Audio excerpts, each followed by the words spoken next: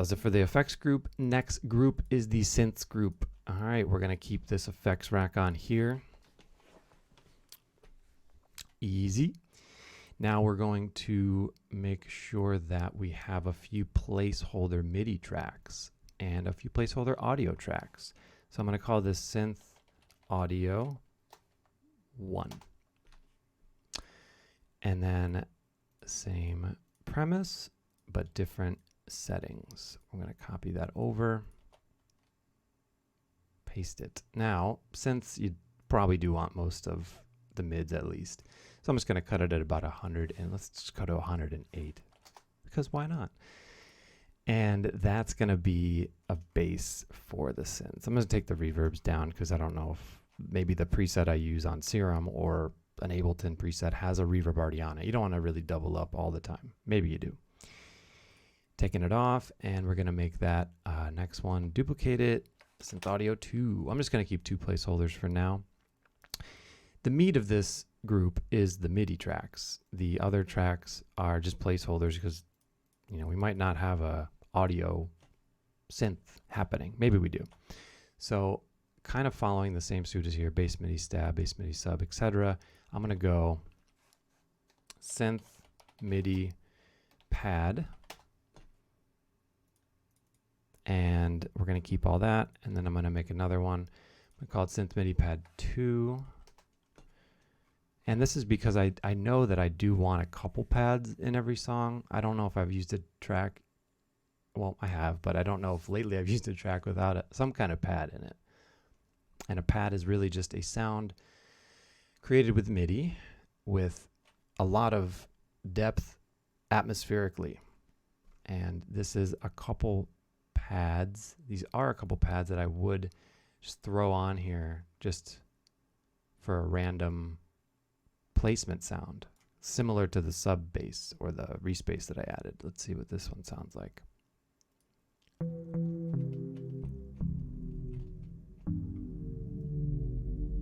It's got a lot of low end, so that's why I cut that out.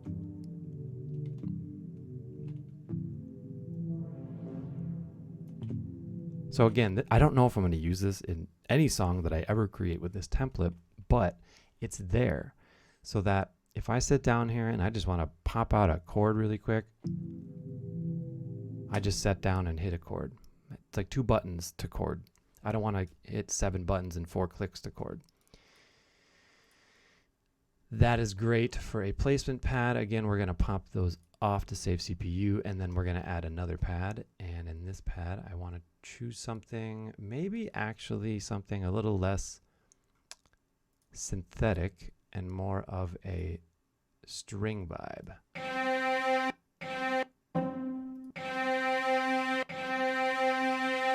Yeah, I'm just going to put this in here and watch this. This is something that I like doing.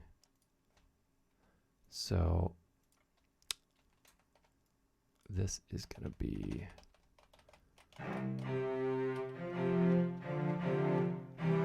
Now I don't want a string section in my song typically, but I like this because watch what happens when you do a high cut on a string.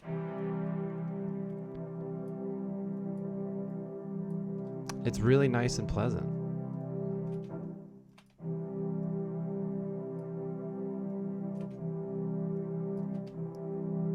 This was a trick showed to me by DJ Taz Rashid. Shout out to Taz. I asked him one day, I'm like, how do you get some of your cool pad sounds? He's like, dude, sometimes I just grab a string and just throw a low pass filter on it. I'm like, okay. Sounds great. I'm going to keep this here because I tend to have a pad inside of any song with a big cut on it just to hold this space right here from, let's just say, 90 to 1,500-ish. Obviously, the more you open this up, the more intense it'll be, which is why I like to keep it right about there, because it rolls down around 1,500.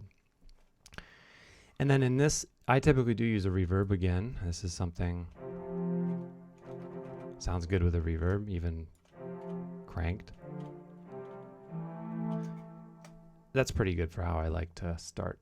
And I'm just going to minimize all these because don't really need that. Again, this is just a placement. It's not going to be, I mean, it could be, it could go in the song, but it's just to get an idea out.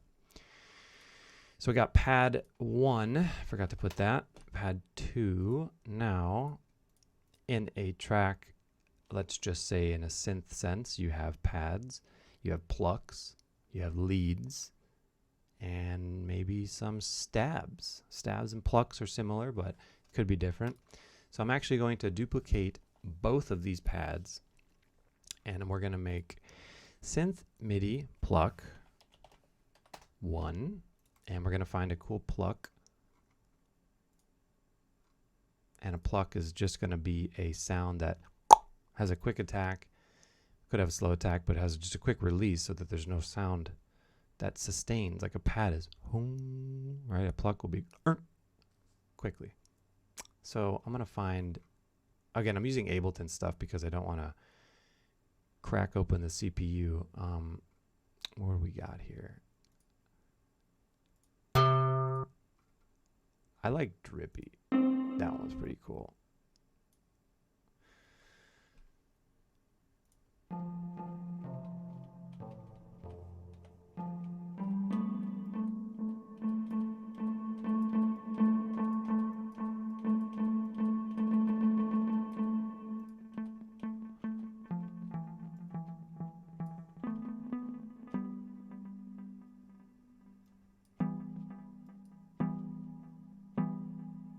This is what I was talking about by some things, some synth patches naturally have reverb. Like this has reverb you can't even put to 0.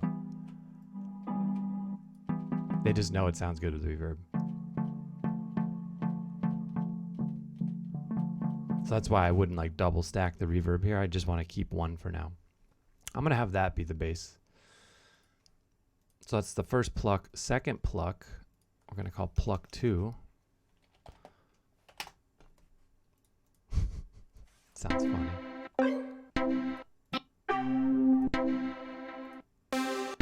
I like that one. It's kind of more electronic. No, I actually don't like that one. That one's cool. Again, these are just placements, but I actually want them to inspire me a little bit at least. That's more of a stab, but some watery sounds.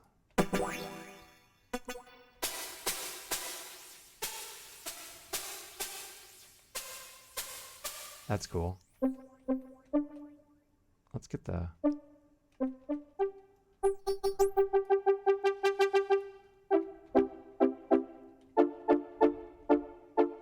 I like that. It's really basic. There's not a ton of other stuff happening. It's just this one sound. Okay.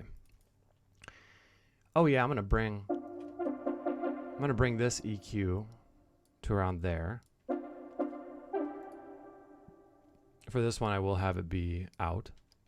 So if you play both of them, they're kind of taking up different frequency ranges, which is nice. Again, placements. I'm not guaranteeing I'm going to use this sound, but it's nice to have the EQ set up for a different sound so that I can just pop in, boom, I got some stuff. Oh, I actually do have reverbs on there. Okay. Reverb on the first one, or on the second one, and we're going to take that down just so there's nothing. Cool. Plucks are in. Plucking awesome. Next is some kind of lead.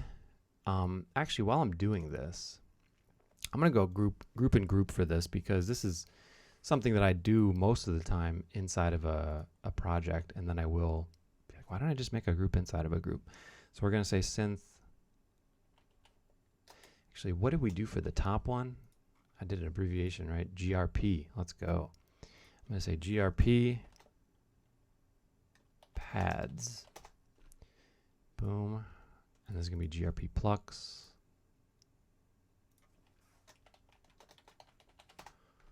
Now, I do like more coloration inside of the color, so that's like an off green. You could tell it's different than that green right away, which is nice. I don't really like that. That's like a pea green. I'm going to go like more of a, that. And then duplicate this entire group, and we're going to make a group leads. And this is synth MIDI lead 1. And then that'll be synth MIDI lead 2. That can be a nice softer green. Cool. And all the tracks in the group, the tiny group, are the same color. All right. So now leads. This is, again, just placement. I'm going to make sure that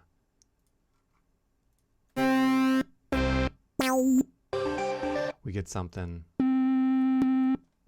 Yeah, that's just a really basic lead. Something that doesn't have a ton of extra junk in the trunk.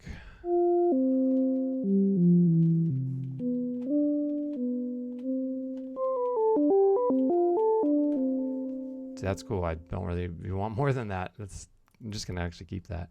Lead, again, you tend not to want a ton of low end.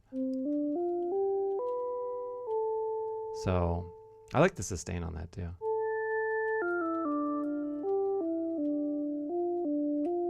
Glide.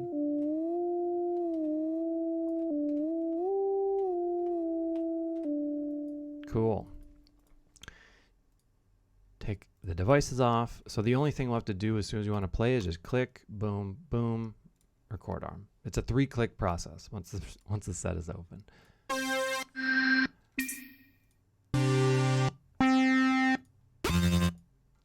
Yeah, I'm going to make one a little more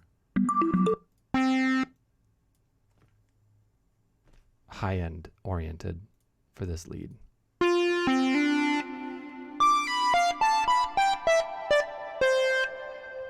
That's fine.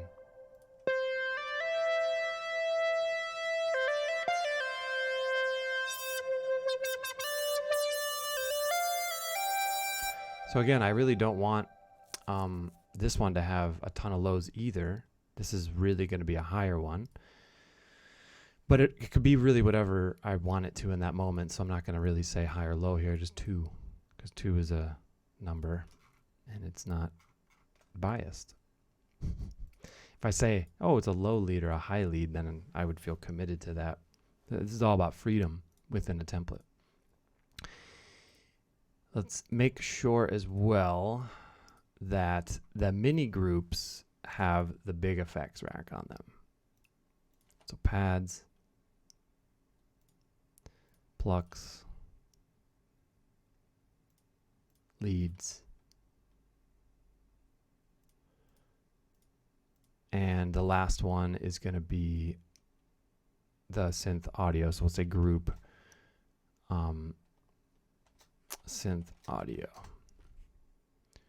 Or you know what? Just group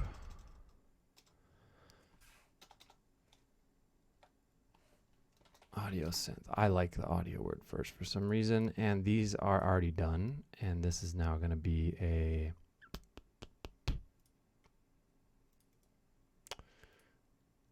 it's almost like a gray. That's good. Forest green. Sweet.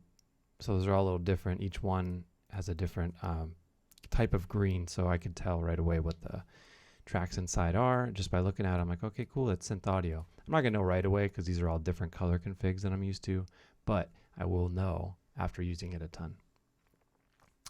So that's the Synths Group. Now the other two that I have left to do are vocals and guitar. So I don't have vocals in every track, but if I do, I want to make sure it's ready for me. So again, gonna make sure that the effects rack is on the group. Done. And then each track in here we're gonna call vocal or Vox. I like Vox. It's easier to write. I'm gonna grab the big effects rack, or the effects chain rather. Pop it here. Keep it off. Easy. And this is just all I'm gonna do here. I'm gonna make 3. And I like the color coordination for these specifically as vocals, because if you're looking at chakras, which is something I have been interested in the past, that the vocal or the throat chakra is a blue color. And that is something that is easy to remember for me. That's why I keep it as a blue. Synths to me is more of a heart-centered thing. Like a synth will really add a lot of feeling to a song, and that's why I like them green. Effects being yellow, I guess solar plexus could be, it like hits you in the middle of your being, and then bass and beats, of course, the low end, if we're going chakras here. And then guitar, for me anyway, guitar is the ultimate upper crown chakra and third eye. That's why I have it as purple. Oh yeah, vocals, before we move on from that, I want to make sure that I have one MIDI track in here with an instance of arcade. I love using arcade for angelic vocals and vocal chops, things that I don't need to really work hard for. They're easy, but then I will resample them and I will create an easy, it might not even be easy, I don't know why I said easy twice, but it might be a very different version of the vocal that came out. So I'm gonna call this MIDI vocals, and that is gonna be where I grab the arcade plugin. And arcade is just gonna be chilling over here, and it's going to be off. Great.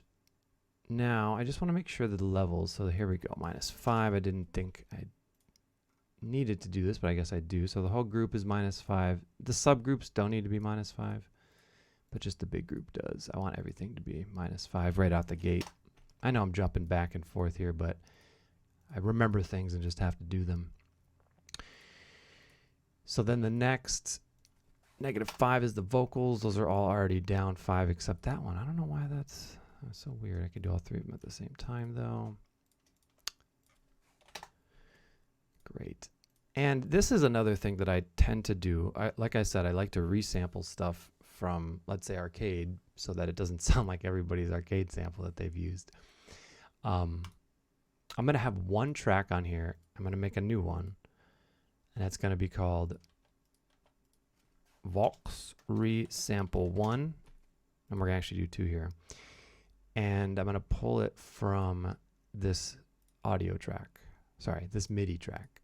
So I'm going to go here, select MIDI vocals.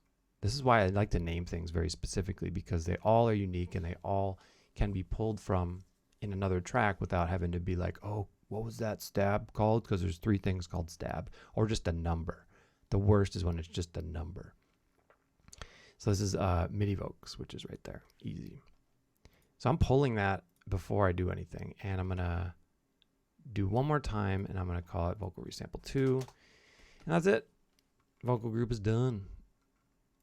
I'm going to actually minimize these off the bat because I just want 1. When I look at these, or 2 rather. I just want to see 2. Guitar is the last thing. And the first thing, as we've been doing, is adding the effects group here. And inside the guitar group, I'm going to call this GTR1. And same deal, going to grab the basic effects rack, effects chain that I made for all the groups. And this doesn't change much. Same deal, little low cut, but then everything else is going to be tweaked based on the song. So guitar 1, this will be guitar 2.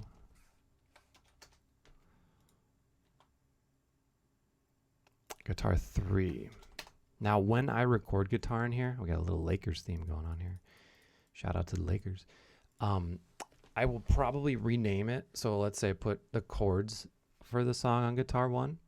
Maybe that is going to be the guitar 1 dash chords after I record it. I don't know though. I also do know that when I record guitar at this moment with the interfaces I have set up, it is coming from the second input. This one right there. So I'm going to select that as 2 automatically, just because I don't want to have to fiddle with that again. Just want to have this automated. it looks like we're getting pretty close to being done here. One thing I did not add that I thought about on the big groups, forgot to add that one on here on the beats. I want to add a sidechain compressor already started, right? So I know we have the kickstart, which we added earlier, which makes that oof, oof, oof effect. But what if I'm making a song that is not a house song, that I don't want to go 1, 2, 3, 4 on every beat? I might want to have it only duck when the kick happens if it's a song that's like boof, boof, boof, boof. Maybe I want that to be the pulsating sidechain, which tends to happen a lot. For that instance, you can't really use a kickstart because the kick pattern is different than just a 4/4 house kick. I know, crazy. So I'm going to throw a compressor on the basic track group, and then I'm going to take the sidechain button here. That's going to be the big guy that does all the work. And then we're going to pull that. I'm going to put this, I like that view better. We're going to pull that from the kicks. So I'm going to pull it from the, this is where I got to make a decision, because sometimes I put like a reverse kick here or some kick effect. And then what happens is it ducks when it shouldn't duck, and then your pizza when you shouldn't French fried. I don't know. I'm just going to put it on the MIDI track. So we're going to pull it from the kick MIDI, and this is just a basic example of this.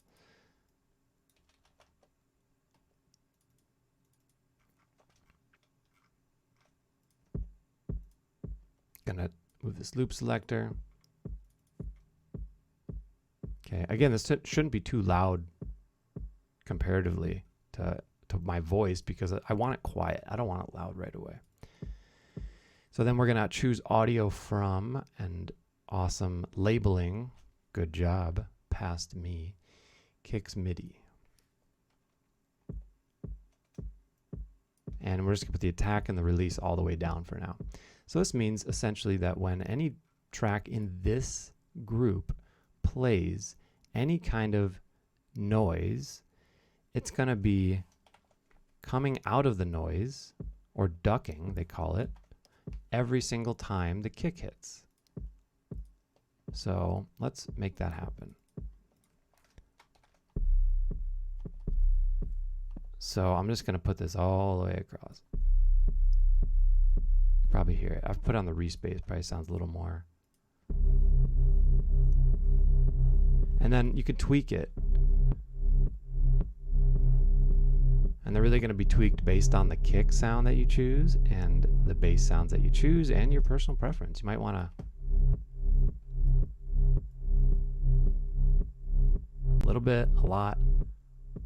Might want to mute the sound entirely. I don't know.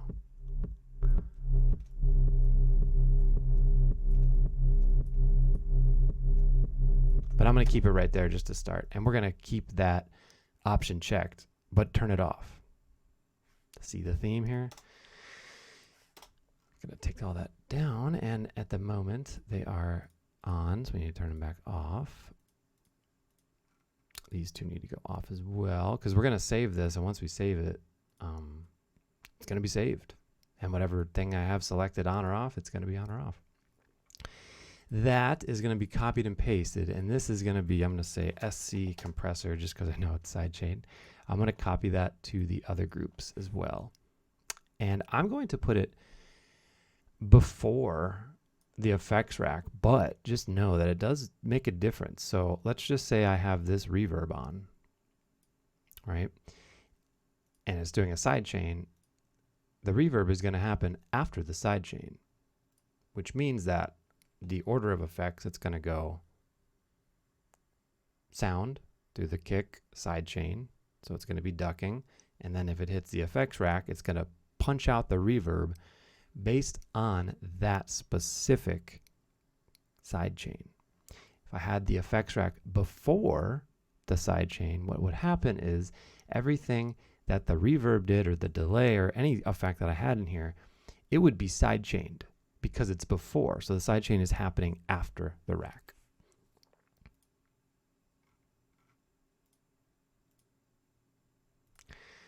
That same thing goes on the synths. Before, and again, I might move it, but I like to keep it in the very beginning just to start out. And yes, I could make these into a group, but I don't want to. So the group vocals gets the same thing. Off, already set up for the sidechain. It's a 2-button clicker.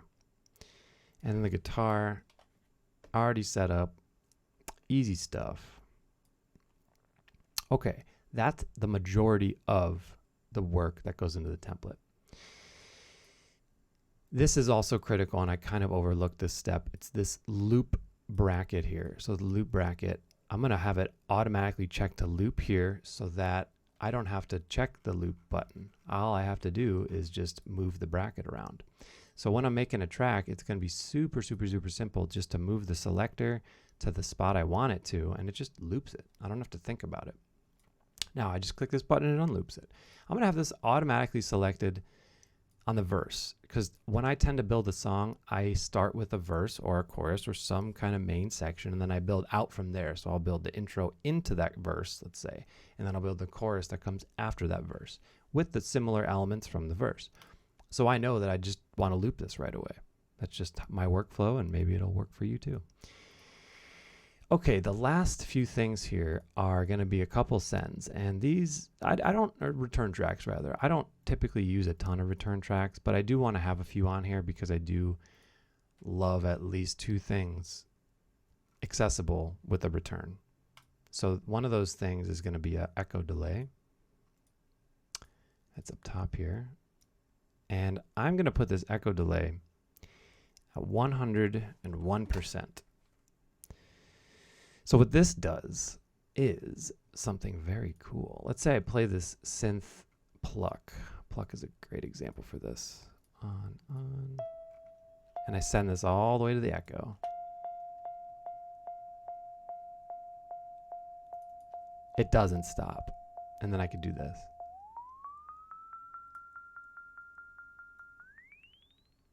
Pretty cool, right?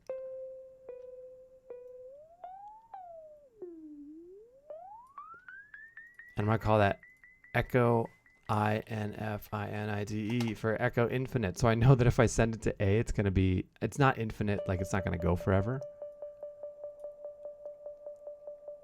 It'll go for quite a while though. As soon as I take this down to 100 or 99 or 98, it will stop. If it's at 101, it's going to really slowly trail off. And then obviously this dry wet does matter too. But I'm just going to keep this right at here because I know if I'm going to send it to here, I'm going to use that. And that's the point. The next one is going to be a reverb. And I just want to have a reverb on here as I use this reverb a lot, but I don't want to put it on every single chain because I do tend to turn the chains on. And then when I turn the chain on, it turns all the effects on. So this is one that I don't want clogging up the pipes of my CPU. It is the Convolution Pro Reverb. And I'm just going to call the B return track B Convolution Reverb. Look at that. I already did it. And this is going to be... So you can't hear too much right now, but I actually like to keep this on a different kind of reverb right away. I'm going to put it on the Springs reverb.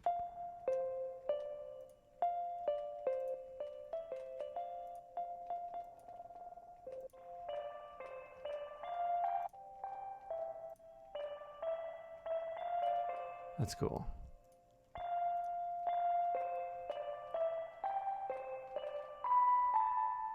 I just love that springy sound, and I know that if I need it, it's right there, and that's what's cool. I'm going to keep these off again. It's going to be something I use pretty sparingly in my projects, and for that reason, I don't want to waste CPU stuff. And if you have like a really sweet M1 Pro or Pro Max or M2 MacBook Pro, it's fine, or Mac Studio, whatever you got, you can pretty much most of the time have this stuff all on. But for anyone that doesn't have a very, very high-end, newer computer for producing, this is what I like to do just to make sure that any entry-level producer can get benefit from this video and this template. I'm just going to do a little bit of a wrap up because I want to make sure I got everything. So we got the song structure, which is a blank MIDI track with nothing on it, and that's going to hold the information as to what parts are happening.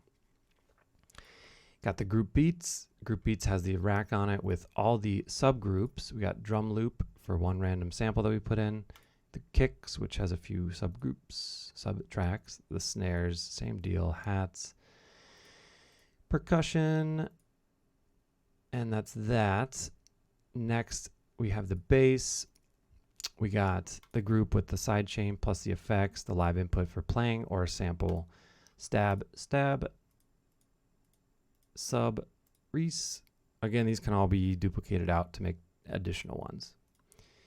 Next is the effects. We got the main 1, 2, crash splash, and X, which is going to be something unknown. We don't know yet. Synths, same deal with the group effects, pads, plucks,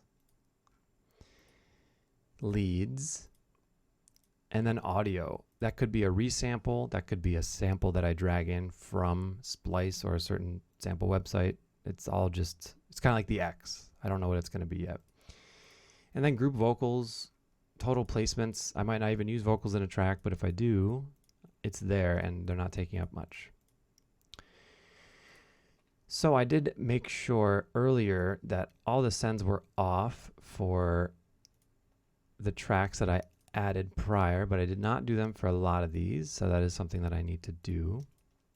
Now, if you did miss the earlier video, I do that because I've been told that having sends enabled and having something on a send, and I don't actually have concrete solid evidence, but I'd like to do this just as a precautionary measure, that having the sends enabled is giving Ableton info that you might throw the send on there, and as a result, it's always listening for these tracks that could throw the send on there, which, if it's listening, that means it's taking up CPU.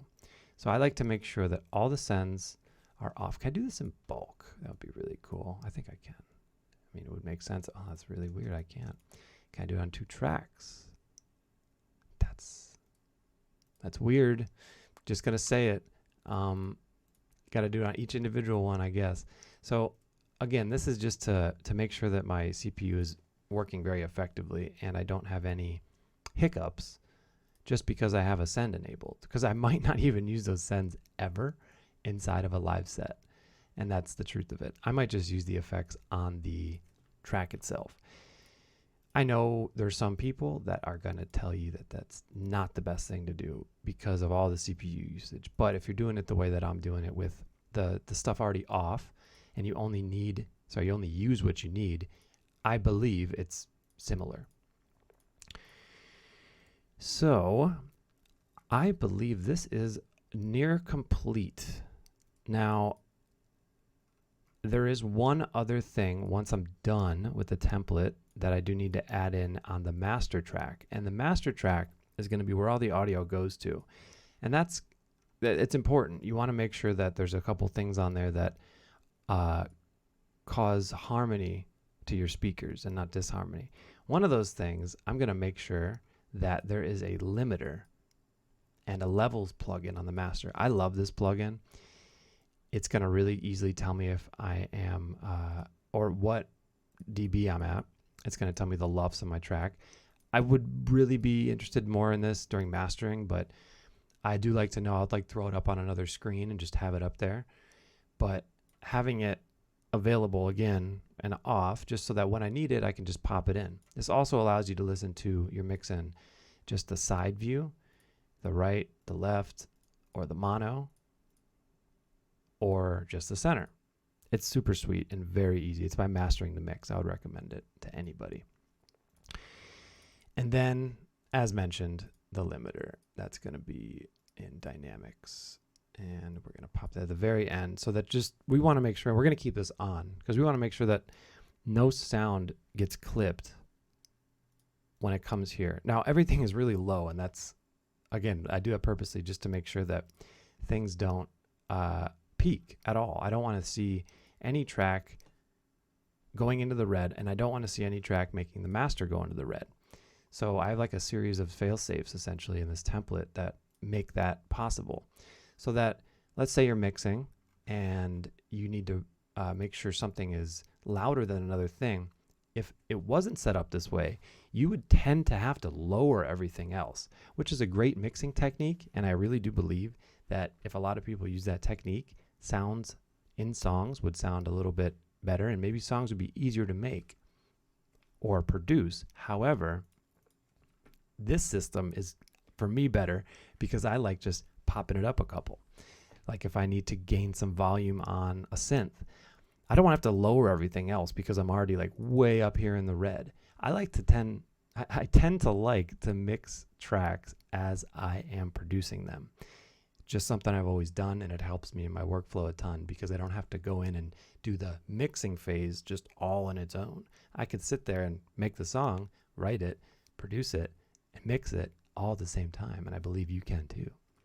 So the master limiter, levels, I think it's about it. I don't have anything else that I want to add to the master, and that is the last thing in this template. Everything is named properly. This, I'm going to put it a little smaller, and I believe that's it. So one thing I am going to do is I'm going to hit collect all and save, because whatever I have in here, I want to make sure it's stored inside of the templates folder. So at any moment I need to access it, it's part of the folder. So if I move the folder to my external, for instance, and I don't collect all and save it, whatever I have in here that is sample based, so like I had a kick, a snare, and a hat that are just placed in there, that might not move over to the project if I move it to my hard drive, just simply because it has not been collect all and saved. So with that said, it's helpful to do that. And then the final step here, we're going to save this as a template inside of the templates. This is Ableton 11's template spot. Gonna go save live set as template. I'm gonna call this just template 22 or late 22, because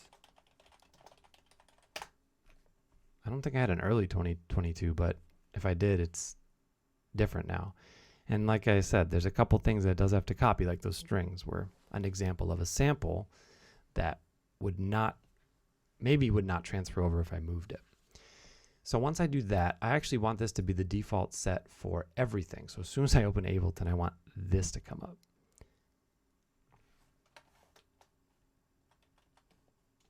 I don't know why it did 2. Probably my mistake, but it just made 2, and that is fine with me. That's a great template.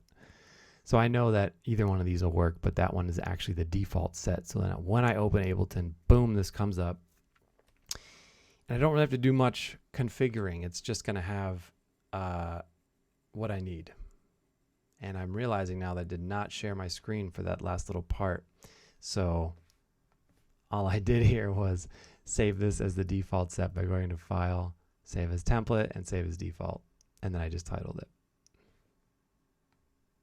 Thank you all for watching. Super appreciate all the support.